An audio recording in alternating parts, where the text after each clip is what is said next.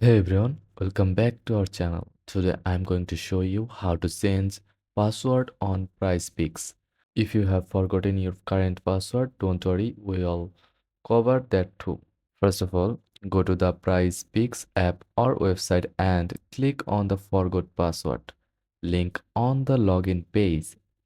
Then enter the email address associated with your PrizePicks account and click submit. Now check your email for a passwords reset link for PrizePicks. Be sure to check your spam or junk folder if you don't see it right away. Click the link in the email and you will be redirected to a secure page where you can create a new password. Enter your new password and confirm it.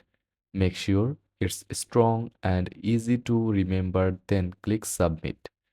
Once your password is updated, return to the login page and sign in with your new password. And that's it. Resetting your forgotten password on PrizePick is quick and hassle-free. Happy picking.